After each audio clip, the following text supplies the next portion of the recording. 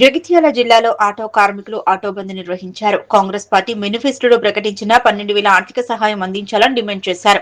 Jagtial collectorate ఎదుట నిరసన వ్యక్తం చేసి ప్రజావాణిలో వినతిపత్రం అందజేశారు. ఈ సందర్భంగా ఆటో కార్మికులు మాట్లాడుతూ ప్రతిరోజు నిత్యావసర ధరలు పెరుగుతున్నాయని, గత 40 సంవత్సరాలుగా ఆటో నడుపుతూ జీవిస్తున్నామని వాపోయారు. ఆటో కార్మికులకు అనారోగ్య సమస్యలు ఎదురవుతున్నాయని, అంతేకాకుండా అనేక రకాల సమస్యల పరిష్కారానికి రాష్ట్ర ప్రభుత్వం ప్రత్యేక సంక్షేమ బోర్డు ఏర్పాటు చేసి ఆటో కార్మికులను ఆదుకోవాలని డిమాండ్ చేశారు.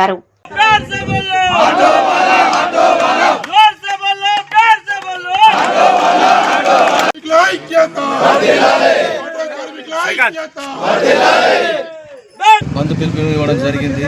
అందులో భాగంగా జగిత్యాల జిల్లాల నుండి అన్ని మండలాల నుంచి వచ్చినటువంటి నా తోటి ఆటో కార్మికులకు అందరికీ వందనాలు.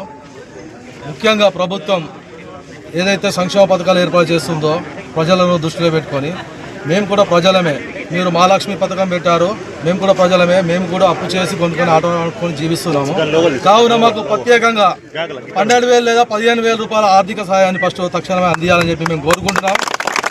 మరి అంతేకాకుండా ప్రత్యేక సంక్షేమ బోర్డు ఏర్పాటు చేయండి.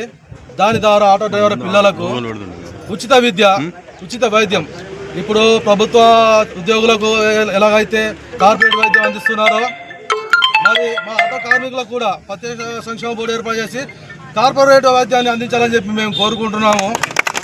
మరి అంతేకాకుండా ఆటో కార్మికులు సోషల్ సర్వీస్ అనే విధంగా 24 అవర్స్ అర్ధరాత్రి ఎటువంటి వ్యక్తులైనా కానీ, మంచి చెడు, ఇప్పుడు కావాల్సిన హాస్పిటల్కి వెళ్ళాల్సిన కానీ, ఏమైనా ఎమర్జెన్సీలా 24 అవర్స్ కనబడేదే ఆటో.